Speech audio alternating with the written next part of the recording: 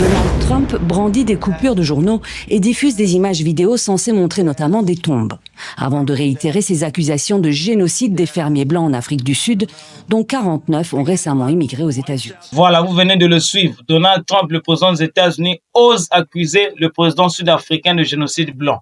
Non, ce n'est pas un sketch, c'est la réalité. Aujourd'hui, on va démonter une fois pour toutes ce mythe dangereux et profondément colonial.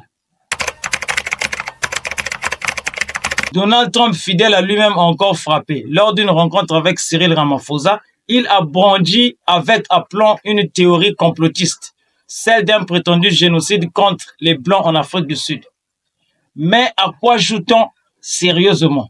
Est-ce un fake news ou une manipulation géopolitique? Accuser un pays qui pense encore les plaies de l'apartheid de commettre un génocide blanc, c'est bien plus qu'une erreur diplomatique. C'est une perversion de l'histoire. C'est nier les décennies de souffrance et inverser les rôles avec une arrogance typiquement coloniale. Trump ne défend pas les victimes, il défend un mythe, celui du blanc menacé dans un monde post-colonial qui lui échappe.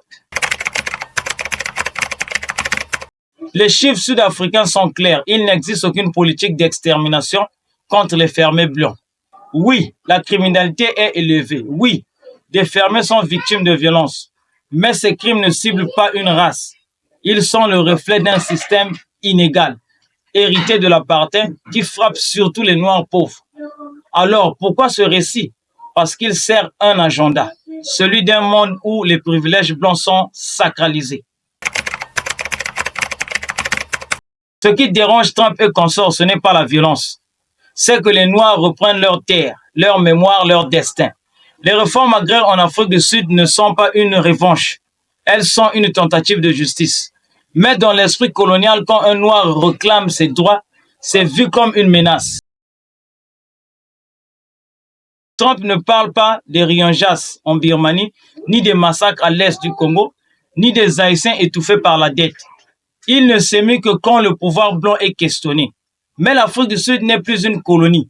C'est une démocratie complexe, souveraine, et elle n'a pas besoin d'un ex-président de télé-réalité pour recevoir des leçons. Non, il n'y a pas de génocide blanc. Il y a des résistances. Il y a des peuples qui relèvent la tête. Il y a des mémoires qui s'affirment. Ce n'est pas à Trump de juger les processus de réparation. Ce n'est pas à l'Occident de définir ce qu'est la justice post-coloniale. Le Sud global n'a plus besoin de tuteurs. Elle réclame sa dignité.